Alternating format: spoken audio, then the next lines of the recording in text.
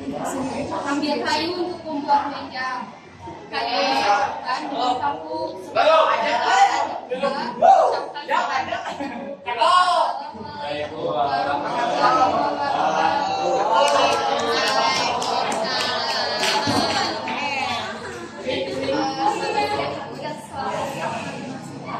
Kami dari komunitas fertilisasi izin memperkenalkan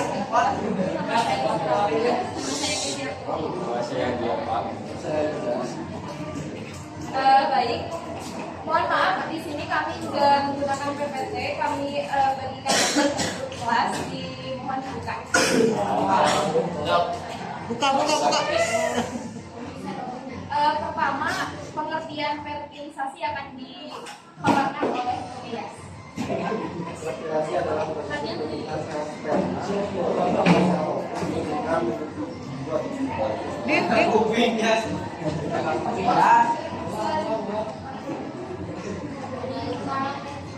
Selanjutnya mekanisme fertilisasi yang akan dipaparkan oleh Giovan. Sperma bertemu dengan ovum dalam hidup dan menembus mantel sperma mengenali ovum akibat senyawa. Sperma dapat menembus korona radiata karena mempunyai enzim hyaluronidase. Sperma dapat menembus zona felusida karena mempunyai enzim protease. Dua korona radiata mengubah ovum yang telah dibuahi agar tidak dapat dimasuki sperma lain. Jika terjadi peleburan di sperma dan ovum menjadi zigot. Nah, selanjutnya di sini ada kemungkinan tulis kelamin anak. Kalau misalnya ovum X bertemu dengan sperma X juga akan menghasilkan anak perempuan. Kalau misalnya ovum X dan sperma Y akan menghasilkan anak laki-laki. Nah, jumlah laki-laki mungkin lebih sedikit ya daripada jumlah anak perempuan, karena perbedaan kualitas sperma X dan kualitas sperma Y itu berbeda. Kualitas sperma X bergerak lambat, namun dapat bertahan hidup selama sekitar 48 jam atau 2 hari. Selanjutnya sperma Y bergerak lebih cepat, namun tidak dapat bertahan hidup selama 5 hari. Kemungkinan jumlah anak yang tunggal, kemungkinan satu ovum disimulasi satu sperma kembar identik atau jenis kelamin sama mirip. Satu ovum dibuahi satu sperma lalu membuat menjadi dua. Ini jenis kelamin sama berbeda tidak mirip. Dua ovum berbeda dibuahi dua sperma berbeda. Sekian dari presentasi kami. Terima kasih atas perhatiannya. Wassalamualaikum warahmatullahi wabarakatuh. Assalamualaikum warahmatullahi wabarakatuh. Waalaikumsalam warahmatullahi wabarakatuh. Jadi kami akan menjelaskan embryogenesis. Dan saya PPT-nya guys. Apa itu embryogenesis? Embryogenesis adalah proses pembuahan bibit menjadi embrio. Embryogenesis adalah proses pembentukan dan perkembangan embrio. Proses ini merupakan tahapan perkembangan sel setelah mengalami pembuahan dan hilirisasi. Embryogenesis meliputi pembelahan sel dan kemajuan tingkat sel-sel pada embryogenesis disebut sebagai sel embrioma. Kemudian di sini ada mekanisme embryogenesis. Pertama ada fase zigot, terus selanjutnya ke fase modular, selanjutnya ke fase plasmalar, terus ke gastrula, dan terakhir ke embrio.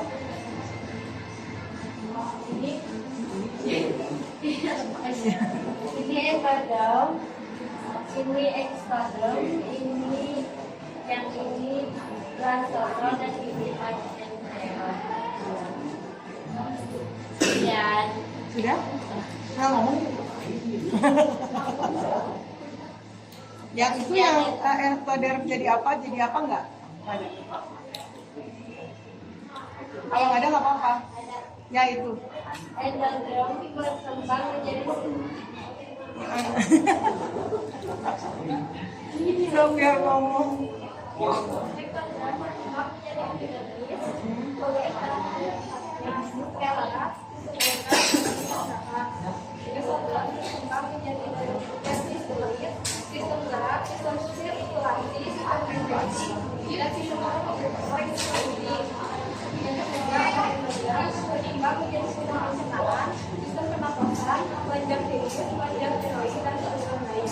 Oke, sip, thank you. Ya, dari kelompok kami, wassalamualaikum warahmatullahi wabarakatuh. Dah, mulai. Action. Assalamualaikum warahmatullahi wabarakatuh. Waalaikumsalam warahmatullahi wabarakatuh.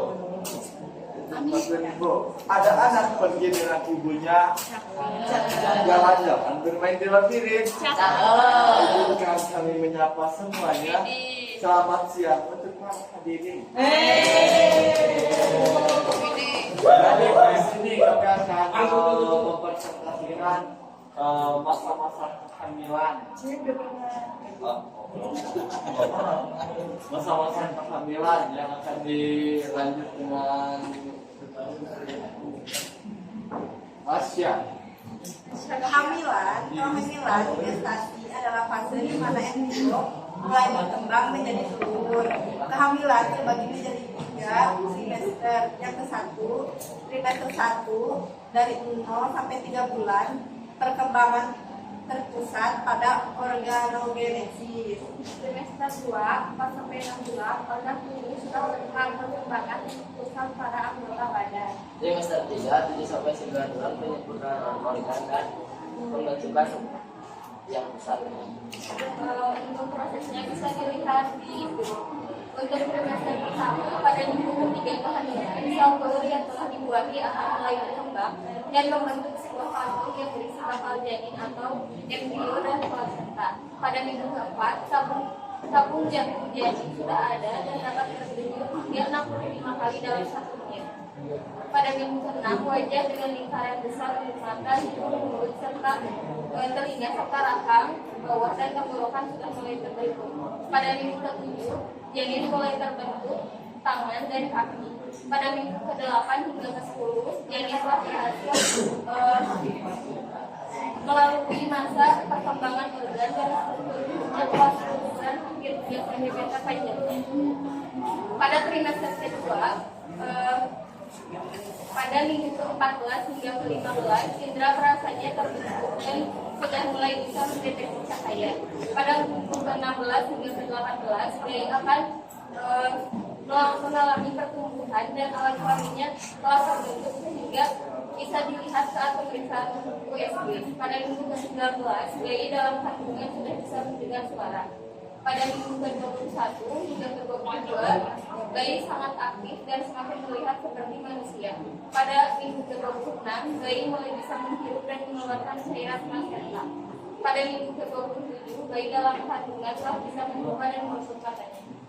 Pada minggu ke-31 sampai hingga ke-33, pendengaran bayi akan lebih terasa kuat dan Anda mungkin mengalami kontraksi palsu. Pada minggu ke-34, sistem saraf pusat dan paru-parunya akan semakin matang dan pergerakan tidak seiring atau seheboh sebelumnya. Pada minggu ke-37, ibu akan mengalami bentuknya dan kontraksi. Pada pertumbuhan ibu mungkin akan panjang pada minggu ke-39. Jika ini terjadi, artinya Anda akan memasuki proses kehamilan.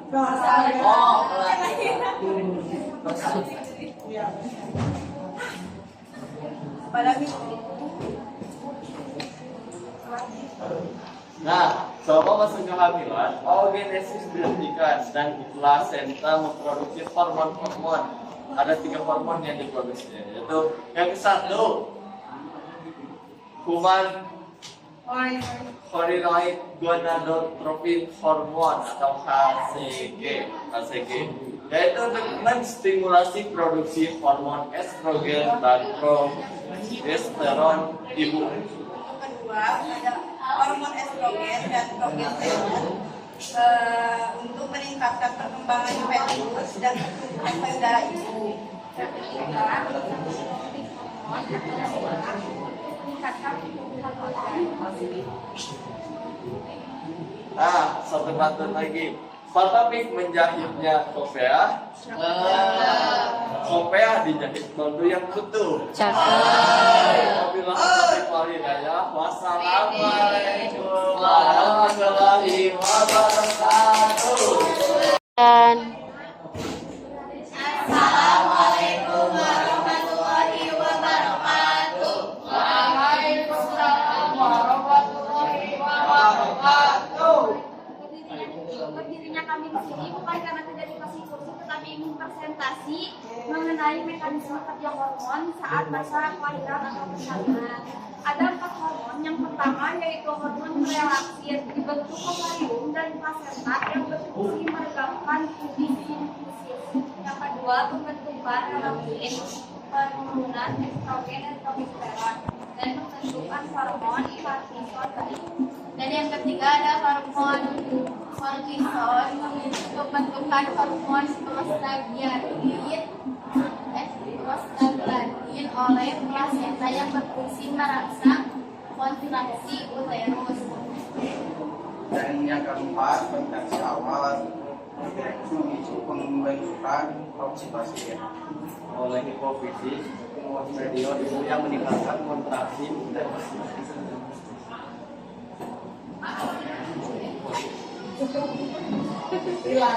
Cukup sekian presentasi dari kami, karena presentasi terlalu lama itu tidak bagus, seperti membuat kalian tambah status.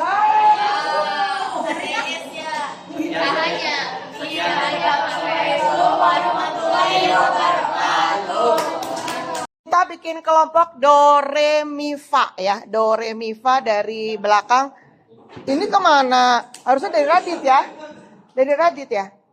Ya dari Radit ke sini benar ya? Oke. Yuk Dit, 1, 2, 3. Do, re, Do, re, mi, re,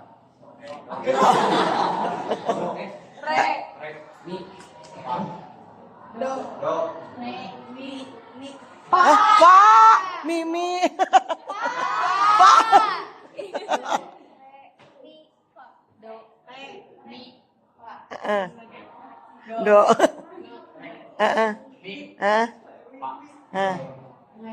Mi. Loh, fa-nya. Fa atau pa sih kamu teh? Fa ya, nggak ada pak ya. Sunda banget. Do re mi pa, do re mi pa, do re mi fa. Ya udah, berarti kalau udah do ngapain tuh? Do, ibu lupa. Do apa? Enggak, do itu dibuka di blog tuh. Do suruh ngapain? Yo berkumpul do-nya di mana? Re mi fa. Oke. Oke.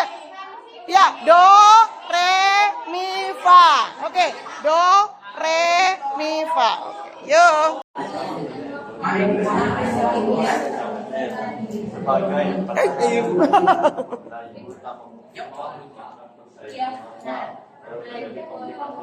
Pembagian penyebaran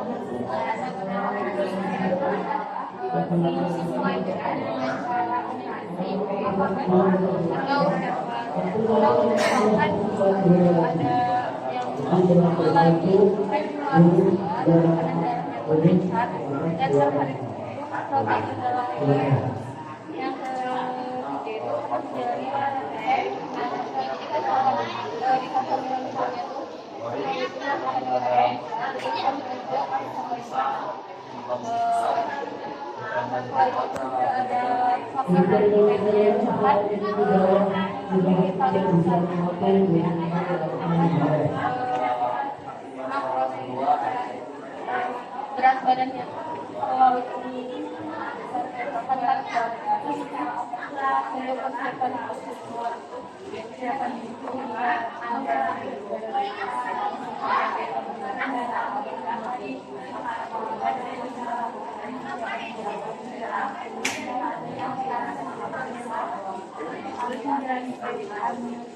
Pelajaran apa? Kemana? Jajan. Gurunya kemana? Lagi Oh, F2.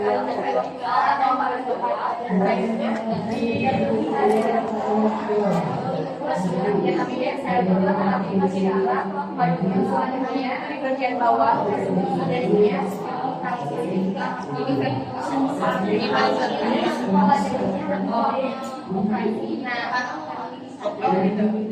nah jadi saya tambah metap ini kan biasanya di bawah urusan juga di atas persoalan kemaluan dan biasanya diri saya itu disesuaikan dengan posisi terakhir janin jadi posisi terakhir janinnya tuh apa ya? Sungsang enggak gitu. Ya, Iya.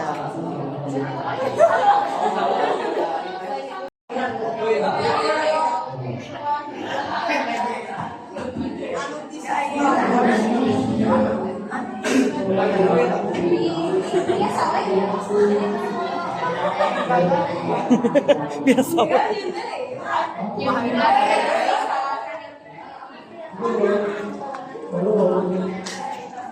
Udah ini yang jelasin siapa? Baca aja saya.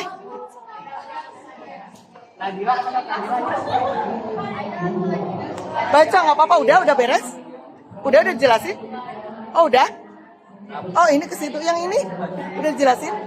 Oh udah. Oh belum. Lah terus kok diem? Baca nggak apa-apa say. bayi tabung adalah metode atau menjadi luar dengan cara satu terdeteksi dilakukan di media dan yang kedua ikut yang telah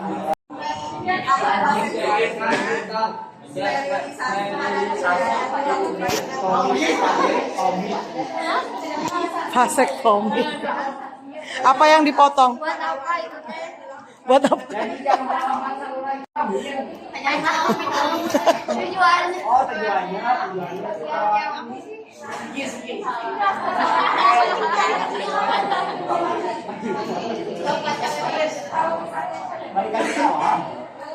sterilisasi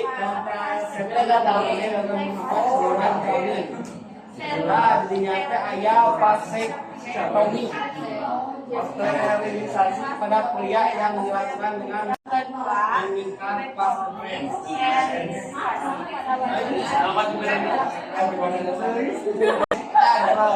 Oke, kalau sesar udah pernah saya jelasin, jadi untuk wanita yang pertama bermasalah kalau seperti ibu nggak punya oksitosin, jadi nggak mules ya, jadi dipaksa gimana pun udah dipicu. Jadi sebelum disesar ibu itu dikasih cairan untuk bukaan, pemicu gitu ya, untuk terjadi bukaan gitu ya. Nah ternyata ibu sudah menghabiskan 2 botol infus, namanya induksi ya. Kalau wanita normal dikasih induksi berapa tetes aja udah tulung-tulung gitu ya, udah langsung bukan spread gitu ya. Ibu udah habis 2 botol infus nggak ngaruh, jadi tetap aja gini gitu ya, nggak mulus ya. Udah akhirnya disesar. Kemudian yang kedua ada yang masalah dengan posisi ya, posisi letak bayi. Jadi kalau bayi itu kepala harus di bawah. Jadi kalau disesar yang dibedah bukan bagian perut tapi di bawah di sini ya. Nah Pak, kepala bayi itu harus di bawah. Nah tadi kan ada kasusnya siapa tuh ya? Hah? Siapa tadi? Sally ya, oke. Sally katanya mamanya kan kalau sesar itu di apa? Dibukanya kayak gini, memanjang kayak gini loh. Apa sih namanya? Horizontal. Ya horizontal ya. Nah, ternyata Sally itu pas dilahirkan dia vertikal. Vertikal. Kenapa? Karena Sally-nya posisinya dia rebahan tidur gitu. Jadi itu kepala ya, ini kepala. Jadi dia posisinya gini. Karena kalau tetap dipaksa di bawah bukanya gini sama, berarti nanti tangan dokter itu bukan ke kepala tapi ke pantat gitu. Masa keluarin dulu pantatnya. Kalau kakinya susah ya kan, jadi kepalanya dulu, jelas ya. Jadi bukan harusnya, banyakan kayak gini. Tapi ada kasus tertentu yang memanjang. Jadi kalau memanjang dihindari, kenapa? Estetiknya kurang katanya. Ya kan, kebayang tuh kalau ada sisa Z dan C kayak apa gitu ya. Nah kalau ini kan ada estetiknya gitu loh, cuma di bawah sedikit, cuma segini paling. Kebayang nggak segini tapi bisa ngeluarin bayi segede ya, bayi anak saya tuh 4,6 kilo. Iya, tapi yang dibuka segitu. Deh ya, itu sesar ya. Oke, jadi ada kasus-kasus tertentu yang memang harus ini karena membahayakan biasanya bayi dan ibunya sih. Tapi yang lebih ini tuh bayinya, karena kalau tidak langsung ditindak. Oke. Yang kedua yang apa? Bayi tabung, perhatikan. Mungkin saya pernah sedikit menyinggung yang bayi tabung, ya kan? Nah, nanti kalau Mas ulangan nggak bisa gambar yang bagus boleh kayak gini ya. Ya, standar UMI boleh. Ya, oke. Jadi kalau saya pintar gambar berarti standarnya UMI juga harus bagus. Tapi karena saya nggak bisa gambar kayak gini nggak apa-apa. Ya, nah perhatikan. Ini kan ovarium kan? Ya kan? Nah, kalau bayi tabung, kenapa disebut dengan bayi tabung? Karena bukan berarti dia dilahirkan di tabung gitu ya. Tapi ovum sama spermanya disatukan dalam sebuah tabung. Cara mengambil ovumnya tidak si wanita ini didedel gitu ya, terus ambil gitu, enggak. Tapi dimasukkan alat dari vagina menuju ke ovarium. Alat, tidak dibius ya. Kalau ditanya sakit apa enggak? Sakit bingit. Nah, S-nya banyak. Bingit. Yang diambil 4 misalnya ya. Yang diambil biasanya jatahnya 4 ovum ya. Kalau harganya 100 juta berarti 25-an ya. Sekali ngambil ya. Nah, ini ovum. Kemudian sperma banyak ya. Sperma itu apa sih namanya? Nggak perlu pakai alat ya kan? Dikeluarin bisa kan? Ya, enak lagi ya. Ya, jadi banyak kan? Nah, nanti dipilih sama dokter sperma yang kualitasnya paling bagus. Ada 4 ya. Misalnya pengennya ambil X-nya 2, Y-nya 2, kan? Nanti ini kan jadi dokter cewek ini cowok ini cowok. Ngerti sampai sini? Nah, berarti juga ini dilakukan di dalam sebuah tabung yang kondisinya sama dengan ini, tuba falop ini. Jadi pH-nya, suhunya sama. Oke, sama Pak gitu ya. Oke, terus, nah, habis itu ditempel di rahim, say. Nah, beratnya adalah setelah ditempelnya menggunakan alat pakai vagina ya. Jadi bukan digedel ya. Langsung alat tempel di sini. Ini nempelnya nggak pakai lem uhu ya. Apalagi apa? Ya, kalau pakai lem ya. Jadi ini otomatis yang baru melakukan bayi tabung dia nggak boleh gerak berapa jam. Tiduran. Miring nggak boleh. Pokoknya miring nggak boleh, ngelakuin apapun nggak boleh, termasuk bersin batuk juga bahaya. Karena kalau 25 juta, 100 juta jelas. Jadi dia diusahakan nggak boleh bergerak selama berapa jam. Terus mungkin selama berapa minggu, sekitar 2 minggu dia harus di tempat ini. Duduk pun terkadang nggak boleh. Kalau duduk mungkin kalau setelah berapa jam boleh ya. Tapi nggak boleh dia melakukan apapun gitu. Jelas. Kenapa? Jadi kalau jatuh gimana? Hilang kesempatan. Jelas. Ditabung. Yang ini apa? KB. Kalau KB nanti bisa baca ya. KB yang jelas ada. Kalau mamah kamu misalnya ada yang pakai pil, itu artinya dia setiap hari minum pil. Ya, untuk menjarangkan menstruasi. Menstruasinya biasanya kalau pil atau suntik itu karena hormon itu berantakan. Jadi kalau mamahmu emosinya labil karena dia pakai pil sama suntik wajar. Kenapa? Karena harusnya dia sesuai menstruasinya, jadi ini berantakan gitu. Bahkan ada yang tidak menstruasi sama sekali. Gitu.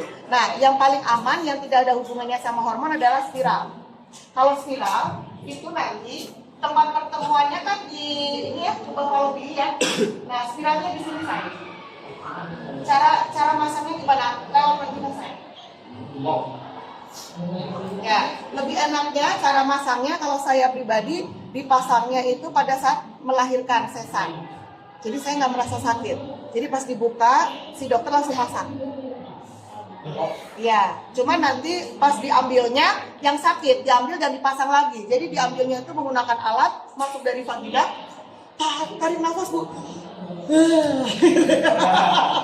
langsung diambil kemudian dipasang lagi. Dan itu bisa dilakukan di bidan, nggak mesti harus dokter kandungan. Kenapa? Karena tidak ada pembedahan apapun. Itu spiral. Cuman amannya tidak berhubungan sama hormon. Jadi menstruasinya teratur. Gitu ya, sip ya. Oke. Nah, terus satu hal sih, kalau misalnya nanti kalian menikah, kemudian kalian tidak ingin punya anak dulu, yang diharapkan jangan menggunakan KB yang hormon. Ya, soalnya kalau KB hormon itu bikin rahim juga agak kering. Jelas ya. Jadi kalau misalnya memang mau tidak hamil dulu, pakai spiral. Tapi mendingnya sih punya anak langsung ya, daripada capek nanti ya, keburu udah usia 30 ke atas baru pengen punya anak, susah lagi. Gitu ya. Oke, yang terakhir. Oke, vasektomi dan tubektomi. Perhatikan ya. Kalau vasektomi itu di cowok.